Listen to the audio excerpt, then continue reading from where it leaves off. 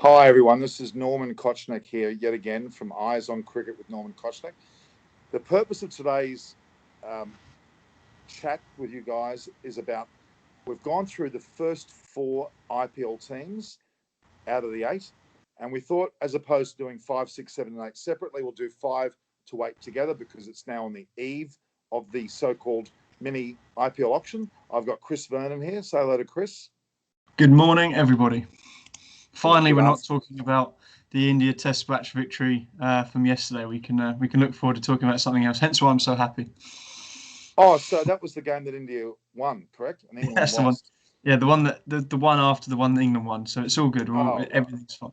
And Kevin Peterson went and was chastised by Wasim Jaffer today in the press as well. All right. So guys, we've done Chennai Super Kings. I did that with you separately. We've done Delhi Capitals, Kings 11 Punjab, and Kolkata Knight Riders. So effectively, don't forget, Kings 11 Punjab have actually changed their name now to Punjab Kings, which I rather like the name of that. I think it's a rather catchy name, so they changed the name to Punjab Kings. Remember that. So the 4 teams that we've got left to do, they're certainly not minor teams. Mumbai Indians, of course, Rajasthan Royals, Royal Challengers Bangalore, and Sunrisers Hyderabad. If you were listening last night, you would have seen Kritika Naidu is a big Sunrise Hyderabad fan, and she's an amazing person, by the way, Chris. She interviews cricketers and writes about them for Crick Buzz. Amazing person. So we'll get her on more often as well. Okay, so again, Mumbai Indians, Rajasthan Royals, Royal Challengers Bangalore, and the last one, Sunrisers Hyderabad. And out of those 4 teams, 3 have actually won the IPL prize, but the one that hasn't is Royal Challengers Bangalore, have yet to open their account. Let's start with Mumbai Indians. Now, just briefly on them, I'll just quickly talk about the fact that obviously Wankhede Stadium in Mumbai is their home ground, and they've won 5 tournaments as an IPL flags, I'll call it. 2011, 2011, 15, 17, 19. So they were actually doing it every second year. And then they broke that by winning last year's 2020, obviously with a player like Rohit Sharma as their captain. He clearly was dominant in the way he performed. And he had other people backing him up as well. So let's talk about Mumbai Indians. What's their story, Chris? What have you got on Mumbai Indians? Obviously, they're a pretty formidable side, aren't they? They're one of the strongest, historically in the IPL. And it's just going to be interesting to see. I think they're pretty much sort of bases all covered, really, aren't they? In terms of their squad. So they've retained a lot of their squad, the main key players, and it'll just be interesting to see how they go about it. They certainly haven't ousted a lot of people compared to some of the other sides. So, but as I said, they obviously won it. They've won it 5 times, and they're always going to be one of the favourites to win the tournament, aren't they? Well, they've won the last 2 in a row. Well, they've actually won the last 3 out of the last 4 years. Yeah, that's quite incredible. Or 4 out of the last 6 years. It's quite a remarkable achievement. Yeah, I mean, in terms of if we were nitpicking, I guess like they had most bases covered last year, but they're probably looking for a lack of a quality sort of second spinner and off spinner potentially. And maybe another overseas slot to fill up, but maybe an all-rounder slot. They would probably say that James Pattinson and sort of Nathan Coulter weren't quite, that they were slightly expensive. Well, they're not too bad. 8.5, 9 runs and over, and just over 20 wickets between them. So they probably that probably led to why they were both released by the franchise, and they're probably going to be looking to replace those guys and take more wickets with it. The reality is, it seems to be a common thread that most of the Australian players have actually faltered or been, in a lot of cases, released. The Smith and the Maxwells, for example. You mentioned 2 there, Pattinson and Coulter. But Mumbai Indians, let's just quickly talk about their champions. They've got Rohit Sharma. Yeah. Well, in terms of Indian talent, they've got obviously Hardik Pandya, Jasprit Bumrah are probably their 3 main superstars. Well, that's pretty but they've got. You've got other guys, in sort of Indian players like Krunal Pandya, Surya Kumar Yadav, who, bats at the top of the order. Ishan Kishan, who's probably one of the most exciting young, certainly white ball talents in India.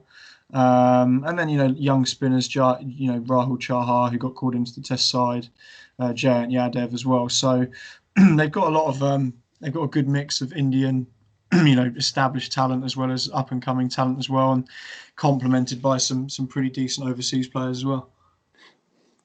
So are they favourites for this tournament?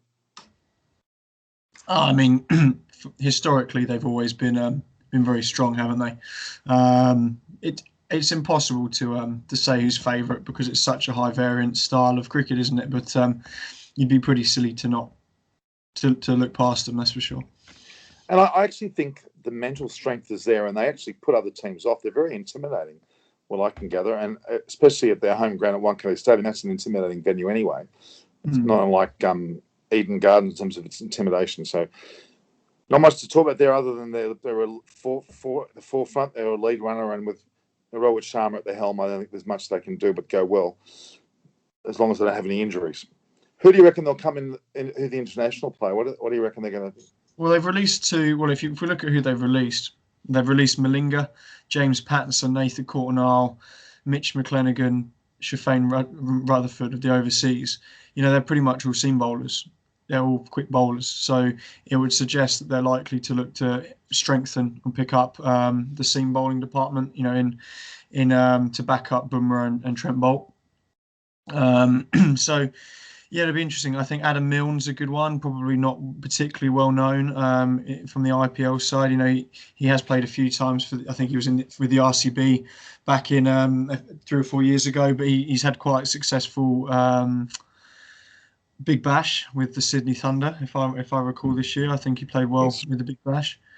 And in terms of he's got a very high strike rate. He's takes a lot of wickets. So, I think that he might be one that they target. Sheldon Cottrell's another one as a backup left arm seamer.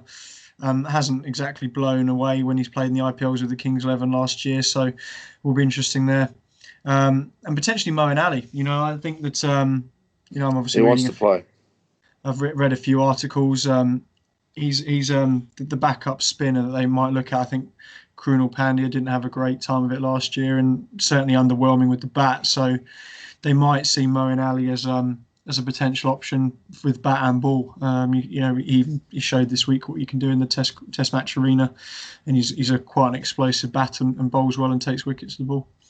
Okay, well, that's a good summary of Mumbai Indians. I think they're a big tick. They don't have a lot to worry about. They're going to probably be. Most of the players will put their hand up very quickly at the auction to be a part of it if there's such a thing. All right, Rajasthan Royals. Now, their home ground is at Sawai Man Singh Stadium. They won back in 2008, which was virtually the first IPL. I think it was the first one. Yeah, quite an amazing feat, actually, because the win back then. But I think they had some pretty powerful players. I can't remember who they had, but they had one of the better team makeups. But since then, it's been pretty dry for them. What's their story? What do you see with Rajasthan Royals? Yeah, they're an interesting makeup, really. They always sort of don't perform as well as you think they might. They seem to be very heavily reliant on the overseas, and they seem to like the Australian and the English contingent. Last year they had 3 English and Steve Smith with Jofra Archer, Ben Stokes, and Josh Buttler. And they've got, probably one of the most exciting talents in India at the moment, Sanju Samson, who I believe has taken over the captaincy role. So, there's, I think there'll be, there's quite a heavy reliance on Jofra Archer to take the wickets, and they might think that they need a high quality seamer to back up Jofra Archer. I know that they had Tyagi came in, I think. Is it Kartik Tyagi? Is a young guy who was a bit unknown. Well, he played in Australia. Yeah. But he came in sort of out of nowhere, really. Undercat as well. But they're so reliant on Jofra Archer in terms of run rate, strike rate, wickets, everything really. So he went under 7 and over last year. And bearing in mind he's bowling in the power play and at the death, that's pretty phenomenal, really. And rightly so. He's comfortably one of the MVPs in that competition, but they really need someone to back up his bowling. Yeah, I mean, so you're saying that Buttler is still there? Yeah, they've retained, from what I can see and what I'm aware. They obviously released Smith. So they've released Smith, Rajput, O'Shane Thomas, Akash Singh, Varun Aaron, Tom Curran been released, and a couple of other Indian guys as well. But they've retained most of their main superstars: Sanju Samson, Captain Stokes, Archer, Butler. They've got 3 overseas slots to fill. So I imagine that they'll be going for a high quality overseas seamer. Maybe an all-rounder, but a seaming all-rounder, and then maybe a couple of Indian guys just to back up the squad options that they've got already. Okay, good summary. What's their chances, do you think? As I said, they seem to be, compared to other sides, in my opinion, having watched a bit of it, they're so heavily reliant on their overseas contingent. Whereas you look at someone like the Mumbai Indians, who have got, Rohit, Hardik Pandya, Ishan Kishan. And those guys, where there's a lot of high quality Indian players already there. Whereas, if you look at Royals, it strikes me that they're reliant on Archer, Stokes, Butler, Smith, those guys to really do the bulk of the runs or take the bulk of the wickets. So I think they'll be keen to try and develop or improve their Indian stock, if that makes sense. Yep, certainly does. All right, that's a pretty good summary on Rajasthan Royals. Not as promising as what Mumbai Indians are, I'm afraid to say. It seems like they're in development yet again, especially getting rid of Smith. That was a fairly substantial loss or what's the word, release. All right, the 7th team, Royal Challengers Bangalore, out of Chinnaswamy Stadium down there, which is, I've been to that stadium. I watched, of all people, the famous Shoaib Akhtar bowl, India versus Pakistan. It was probably the most memorable match I've ever witnessed live. I went to the general admission area. They closed the mesh gate behind us. I felt like I was trapped in there. I brought my then wife in there. We were surrounded by people. It was quite an amazing feeling, actually. Full of energy. And watching Shoaib Akhtar play to the crowd was amazing. So, great stadium. Okay, what do you think of Royal Challengers Bangalore? Yeah, they've always been a side that I've had a bit of a soft spot for. They're probably... whenever I do my fantasy league side, they ask you who do you support. I always pick Royal Challengers, and last couple of years I've been torn because I probably should be supporting the Royals with Archer, Stokes, and Butler there. But yeah, I've always had a massive soft spot. I think when I started watching it, they had Chris Gale, Brendan McCullum, Virat Kohli's always been there. AB de Villiers is one of my favourite batsmen in that format of all time, and so I've always sort of sided with the RCB. And they play on a small ground and on a flat wicket, so often there's big scores there, then hundreds scored. So yeah, they're one of those sides where their batting has always been really strong, and that they've had to try and develop their bowling. And it looks like coming up, Siraj has come through the ranks there. Navdeep Saini, Washington Sundar's there. So there's a fairly good Chahal as well. There's a good Indian crop there, especially in the bowling. So that I think they'll be looking to really sort of take it to the next level now and really start making strides in the IPL and try and go on to win it. So effectively, you're saying that Kohli's been in the Royal Challengers Bangalore from the start, get-go? I think so. It's 12 years. So, it's quite a long time. But I'm fairly sure I don't think he's ever been associated with any other franchise. Could be wrong. But the point is that what I'm getting at is having a man like Kohli, and obviously like the likes of, the South African contingent you mentioned, AB de Villiers, how could they not win? But they haven't been able to win a single flag. It's quite incredible, actually. In terms of sorry. Yeah, in terms of, you'd say that it would be a shame if Virat Kohli, arguably the greatest Indian batsman of all time, obviously we've got Sachin and others in there, but one of the biggest, most famous, influential players, has never won an IPL. I think that he would be, in terms of his career, I think that would be something that he's absolutely desperate to add to his accolades. But clearly they've paid him well enough because he hasn't moved. So, I don't mean money's his only motivation, but you'd think that he would have looked elsewhere if he wasn't winning a flag. So, very interesting. So, what about them? Tell me what do you think of them now? Yeah, they look a decent. As I said, their bowling's always the worry, but they've released a few players. Released Chris Morris, Aaron Finch. I thought was a bit of a surprise. Moeen Ali, Udana, the Sri Lankan seamer, Dale Steyn, Shivan Dubey, another surprise.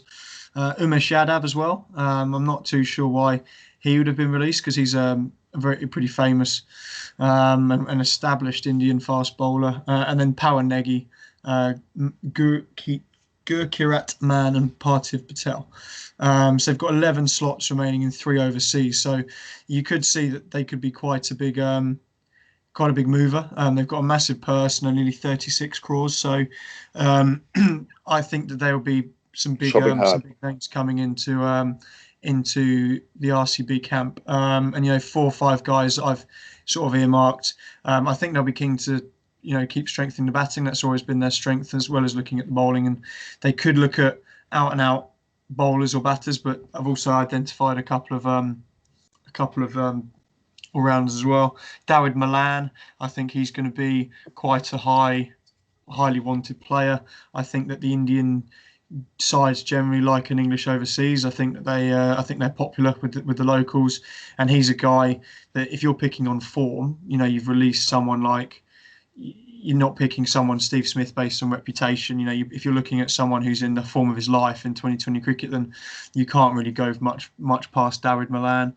And they've released Aaron Finch, so they might look at someone like Dawid Malan to come in at maybe number 4. Will they chase Steve Smith?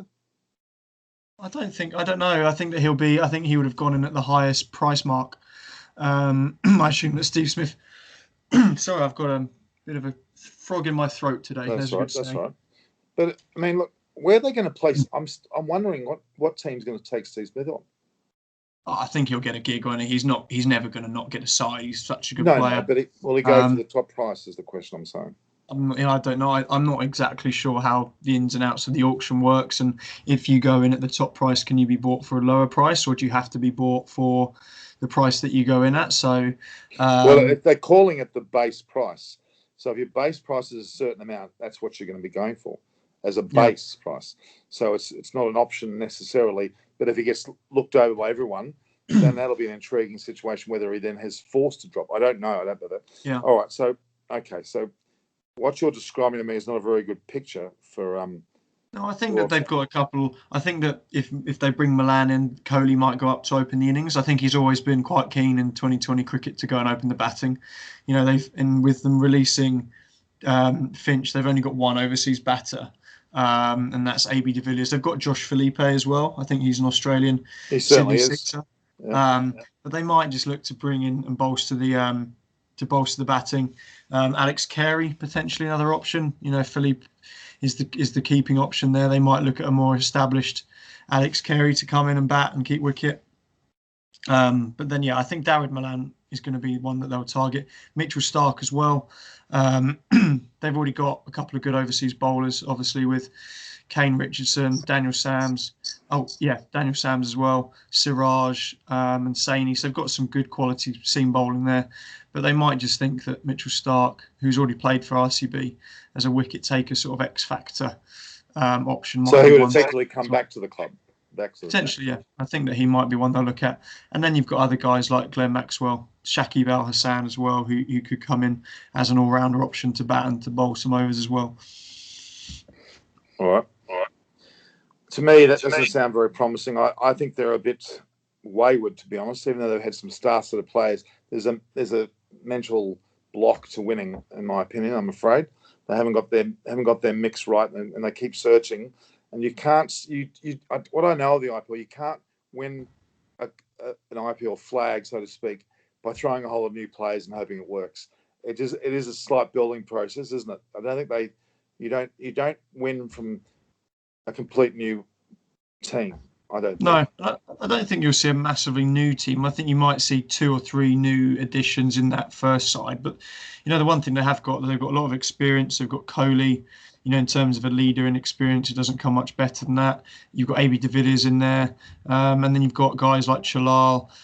Siraj is now establishing himself. So if they can add if they can add a Mitchell Starc and a Dawid Malan in there, or Glenn Maxwell, I think that they always seem to be there or thereabouts. They just struggle to get over the line. So I think they might make some. They might make some a few surprises this year if they can sign the right people at the right price. Okay. All right. We've done 5, 6, 7 now. The 8th, last but not least, Sunrisers Hyderabad. which is Critica's team. Critica Nadu, part of us now. Their home ground, of course, is Rajiv Gandhi International Cricket Stadium there. Quite an impressive venue. I rather like it. They won back in 2016, which is a good, almost 5 years now. Talk about them for me. Yeah, they look like they've taken an opposite view to a couple of the sites. They look pretty settled. You know, they've only released 5 players. Sanjay Yadav, Sandeep, Billy Stanlake, Fabian Allen and Yara Prithviraj. I hope I've got that right. They've only got 3 slots remaining and 1 overseas slot. You know, so they've retained pretty much the whole squad. You know, compared to RCB. So Warner's there, of course. Yeah, Warner's captain. They've obviously then got Johnny Bairstow's been retained, Kane Williamson, Manish Pandey, Rashid Khan, Shabazz Nadeem, who's obviously been talked about recently quite a lot, Natarajan, Vijay Shankar, Vidram Saha, Mitch Marsh, Jason Holder. So they're the overseas options. So, yeah, it'll be interesting to see what they go for. I think that you might find that they'll look to strengthen their the Indian contingent, and maybe look to just bring in a bowler. Sorry. All right. Look to bring a bowler. But they might go for someone like Harbhajan Singh. You know, he's... he's on the market, isn't he? They've got the likes of Rashid Khan there, who's obviously first and foremost probably the best in the world at the moment. But then they've got, you know, Mohammad Nabi and Shabazz Nadeem, who are good, but they might just look for a bit of experience and a bit of quality in there to bolster. Another guy who we haven't spoken about much is Shakib Al Hasan. I know he's been injured recently in the Test series West Indies, I think. But, you know, he's played quite a lot of IPL cricket. And he's a high quality all rounder. So if they're looking, and he's always played well in the IPL. He's always performed well. He's always been one of the star players in the team and got him out of some mischief. So that's a very good point. He's a valuable player. Okay, I think we've gone through the first 4 and the last 4 now. There's some general comments we can make. Obviously, we've mentioned the 292 in the mini auction tomorrow. The timing of that is 3 p.m. Indian Standard Time, IST, which is effectively, in my case, some 8:30 p.m. In your case, what time will that be? That'll be about 9:30 in the morning. Okay. Yeah. So that's only tomorrow. So out of 1,114 players, there's 292 out there, which is available, which is a fair slice. Mm-hmm. And the pricings that we're looking at, the 2 crore, Harbhajan Singh and Kedar Jadhav are in that process with 8 overseas players. Glenn Maxwell and Steve Smith, they're very pricey, and they're going to be interesting where they fall. And we've just talked about their base prices being 2 crore. So they're going to have to go early. Otherwise, they're going to be in some real trouble because they're going to be less and less affordability there. And other players, Shakib Al Hasan will go very well. Moeen Ali's in that same price tag. Sam Billings, Liam Plunkett. Is he still at a level that's worth that much money?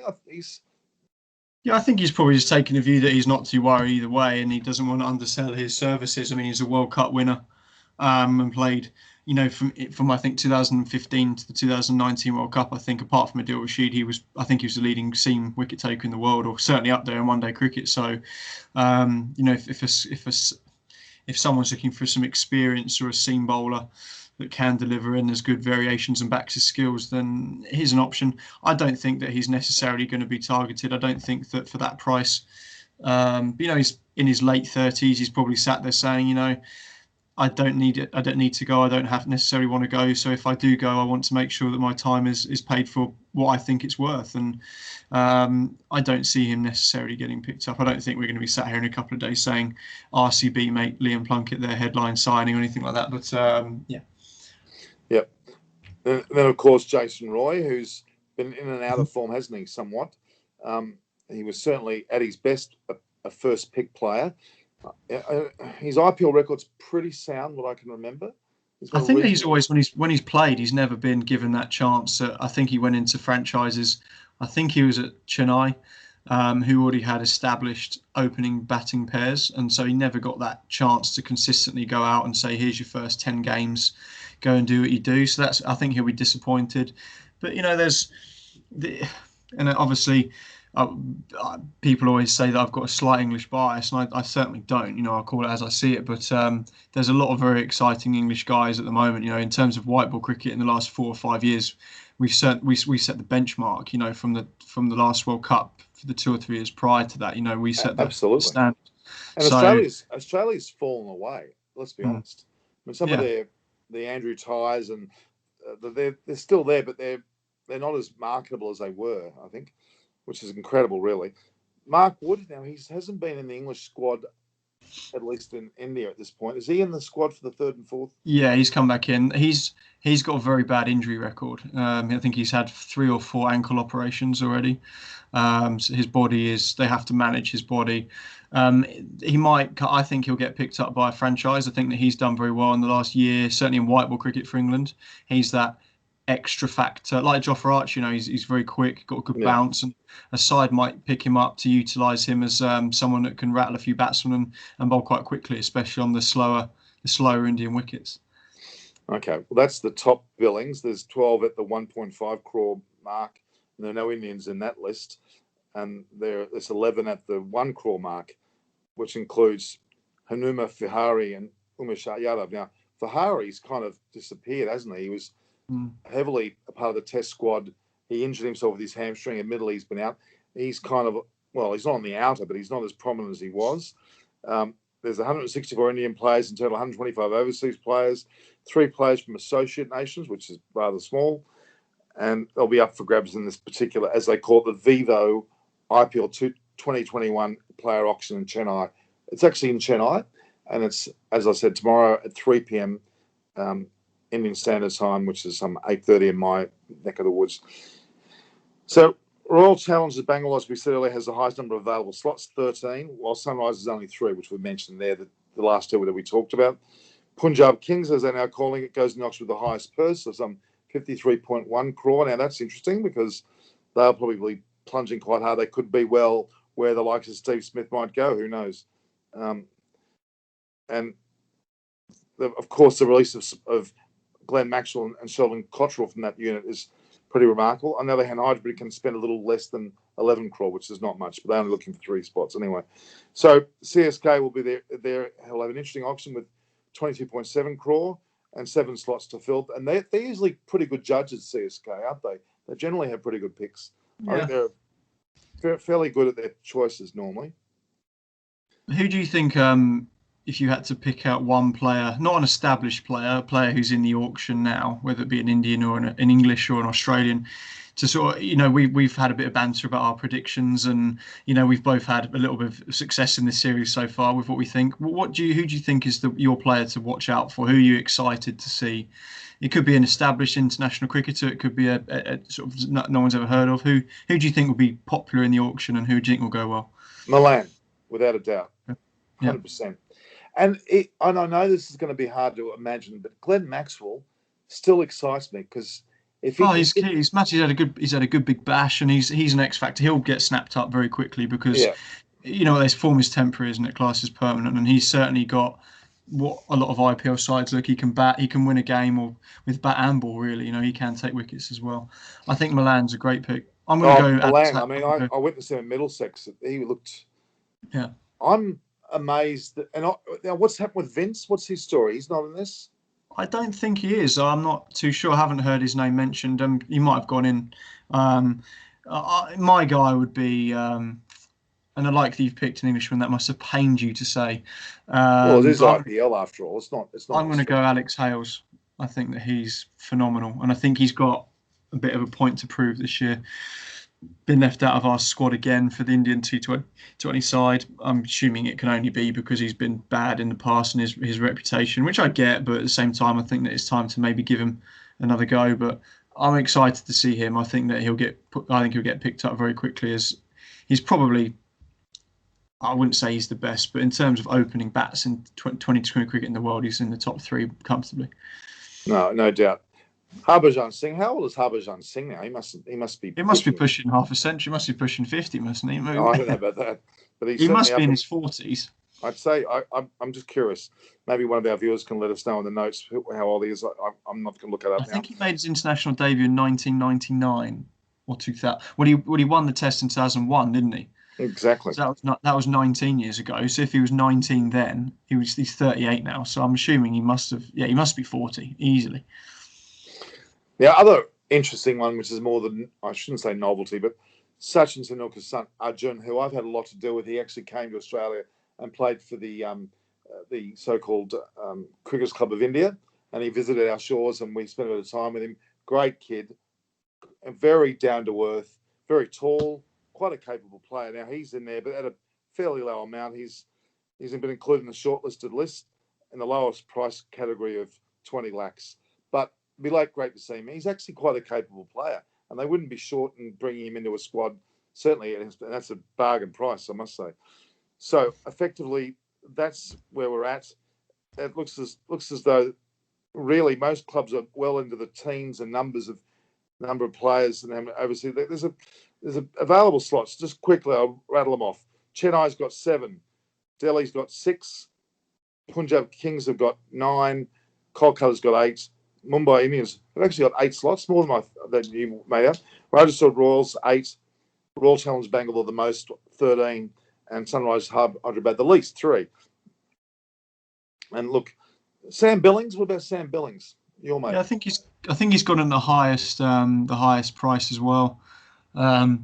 He's a very good player. He's done very well for himself. He's come in for England when he got a chance and has always performed well. He got a one-day 100 against Australia last year. He's done well in the Big Bash. Side who's looking for a keeper / top order batter. He might get picked up. I think the only problem he has is that a lot of the sides have established keepers already. Dhoni's, Quinton de Kock's. There's a lot of good established keepers, Rishabh Pant, and they might see that if they're looking for a batter, that there might be better options out there, whether it be a Glenn Maxwell because he can bowl, or an Alex Hales or a Darren Milan, if that makes sense. So I think that's the only time he might fall down is that sides who already have keepers, because he won't want to be a backup. He's not going to want to go into Rishabh Pant and play number 2. So that's the only reason I see he might struggle to get picked. I think he'll get picked up, but it'll just be interesting to see what side picks him up and what capacity they want to use him in. Now, there's no doubt they would have looked at the BBL this year as well, and 2 players that stood out there. I mean, Dan Christian, perennial winner of tournaments. He's another player. He's 40, isn't he? But he keeps having the knack of being in the winning side, not just turning up. He actually plays a major role in the final. He's quite a go-getter at that. Now, he must be marketable still. And the other one, the younger end of the scale, is Liam Livingston. I was very impressed with him. I think he might be a bolter as well. Colin de Grandhomme, I haven't heard much of him lately, but he's another player that I've always liked. I think he's got a lot of spunk about the way. I think he's just got a nice moustache and a barnet, hasn't he? He's got a 1980s AFL sort of style look to him, hasn't he, Colin de Grandhomme? But just his name, Colin de Grandhomme. He sounds like he's almost like the Keith. Oh, we used to have a famous. Who was it? Keith. I've forgotten his last name now. It was Keith Miller, who played for Australia, who had the long locks and he had the women around him. Or he looked with his moustache. He should almost look like, with that name, he should be sort of in an adult movie, shouldn't he? Really? Well, let's not go there. But I think you might have a point there. We don't know about his other careers. In all fairness, that's quite a. I'm interested about. What's happened to Cameron Green for the Australia? I don't think he's been mentioned anywhere. He hasn't quite got it yet, but do you think he might have been value? Wayne Parnell's always a perennial. He always seems to get picked. No, it's a very. Will Kyle Mayers be important after getting double 100 for his country? Yeah, I don't think he's going to be looking. Yeah, I think that I haven't seen his name mentioned anywhere, and let him go and play some cricket and establish himself first. Sure. It'll be a brilliant experience. But again, Milan is my pick. You've mentioned obviously Hales, the English contingent. I'm still wondering about Vince. He's not on the list here. He has to be on this list to be included, so he's gone. I can't see his name anywhere, so it must be. It's a rather unfortunate thing. No, I think it's just a testament to English cricket, really, where they've come from 2015 when we crashed out of the World Cup. We didn't make it through the group stage. We were ridiculed. We were the laughing stock. And Owen Morgan has come in and taken it by the scruff of the neck and turned from laughing stock to world champions in 4 years is remarkable, really. And I think it shows how much it's come that the Indian IPL, with the IPL, is taking English overseas players seriously and as headline acts, really. It's such a change in direction. And no, it's just really cool for the English guys to have the opportunity to go out there and earn some good money and enjoy themselves in what is, in my opinion, the best 2020 comp in the world. No, there's no doubt about that. The reality is, though, that I actually think England are even better equipped now than they were in the recent World Cup from a couple of years ago. I think they're even better now. Yeah, there's just experience. Those guys are coming through and are going to be getting better and better. It's still quite a young side England have. Obviously, Liam Plunkett's is probably going to be filtered out, and there's so many good guys coming through. You've got Jofra Archer, who's 24, 25. From his experience in IPL cricket, you think he's been around for decades. He's so experienced, and Owen Morgan chucked in the ball in the Super Over in a World Cup final at his age, and having played 6 or 7 games for his country, it just shows how important the IPL has been in these guys' development. Absolutely. Okay, out of those 8 teams, who stands the most to gain? And it's not just based on more slots. Mumbai are always going to be the favourites to win it, aren't they? Them and Delhi looked pretty good last year.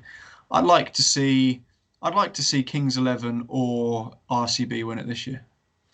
So that's now Kings 11 and now Punjab Kings. Sorry, Punjab Kings. It'll take me a while to get used to it. Yeah. Oh, that's fantastic. So that's a very good summary, Chris. You're on point. With tomorrow's auction, we may talk about getting together for that. Yep. If that's possible. That's an excellent thing. I've got Pretty doing some homework. She's doing some good homework. But Kritika and Harini Rana are 2 guns on the IPL. We might think about bringing them into play as well. So excellent. Thanks for your time, Chris. And again, let me make this clear. Chris has been an incredible acquisition for my venture into this area, and I'm very pleased to have him on board. Can be a bit of a pain on occasion when England do well, but other than that, he's quite okay. So no, thanks again, Chris. You've been fantastic, and your IPL knowledge is second to none. I'm impressed, and probably because of the England interest. We need to find out more about Vince, though. I want to know why he's not in this. I'm not clear on why. Maybe our viewers can help us find out why. So, all right, guys, thanks again. This is Norman Koshnik here for. Would be good before we go. If people watching this in the comments, we've got a lot of people starting to take. I'd like to, maybe we could discuss it tomorrow before the auction, or me and you could maybe try and draw up our ultimate current IPL side. If you had to pick one team with four overseas slots only, who would it be? And people in the comments, chuck us your teams. Let us know who do you think is going to win? Who's your player to watch? Have we missed anyone? We need your involvement. Yeah, absolutely. Get stuck in and let us know who we've missed, because there's so many people. And I've got 2 slots. I've got a Delhi Capitals representative, and we've got Nilakshi also.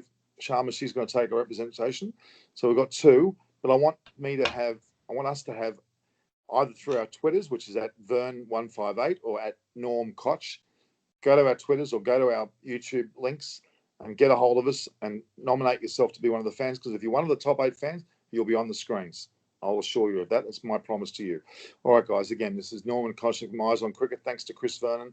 Watch this space. We'll have Pretty and the like and the other lovely inclusions in our thing. But so again, Norman Koshnik, Eyes on Cricket with Norman Koshnik. If you like and share, make sure you get people to watch our programs. This is one that you'll certainly gain from again. So this is our time with you in the IPL mini auction tomorrow, 18th, 3 p.m. your time, 8:30 my time. All right, guys. Thanks a lot. Really appreciate your time, guys. Cheers, guys.